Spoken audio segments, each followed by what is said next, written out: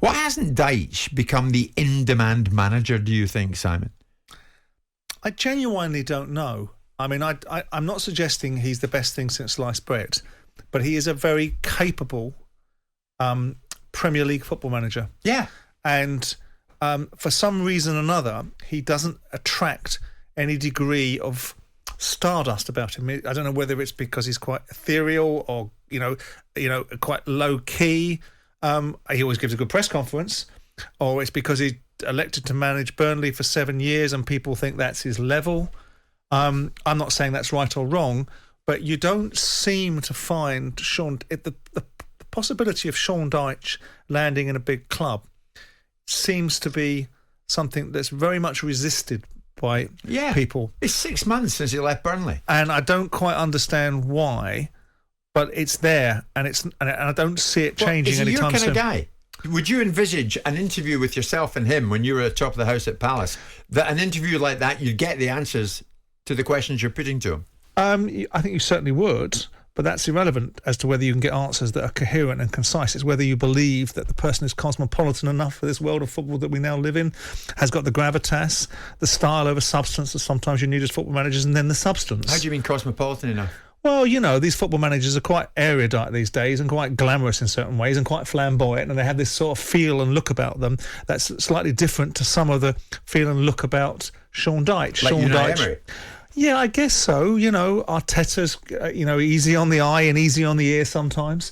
And they have a background where they've played for some of these elite football clubs and they have a certain view about them. They've been recruited from overseas, and of course, whatever you recruit from overseas is always better than homegrown, apparently. So with all that in mind, you've got an ownership models now that are very, very different. I'm an Englishman, owned an English football club. I'm a rarity. I think there's been something like 3 or 4 Englishmen that have 100% owned a Premier League football club, and I'm one of them. So they're a rarity. So when you've got foreign... It's like we were talking yesterday. There can be no surprise as to the reason why Leeds United have got an American manager. They've got American shareholders. Same as Swansea had. The moment they had a change of ownership, or the beginning of a change of ownership, in rocked an American. And so it is resembling the nature of the ownership. And Sean just seems to sit outside this subset. And there's been times when I've looked at him previously, when I was aware, and this is gossip, and I've told you that gossip is a huge commodity in football, that a few years ago, Sean was very interested in the Crystal Palace job and wasn't really even much considered for it. And that's from a football club that prides itself on looking inward in a certain way, takes a certain type of manager, took Roy Hodgson, took Tony Pulis, took Alan Pardew, and Sam Allardyce, all cut from a certain club. But Sean didn't seem to... Now, that might be gossip. I suspect it's gossip that's steeped in some semblance of fact.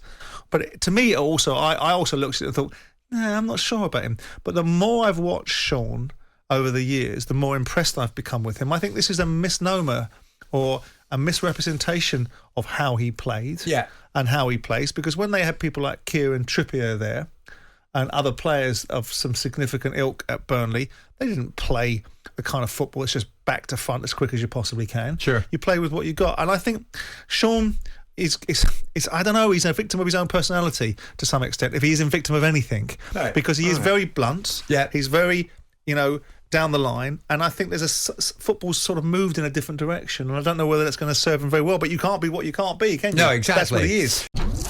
Jim White and Simon Jordan. Monday to Friday mornings from 10 on AM, on DAB, via the talkSPORT app and on your smart speaker. talkSPORT.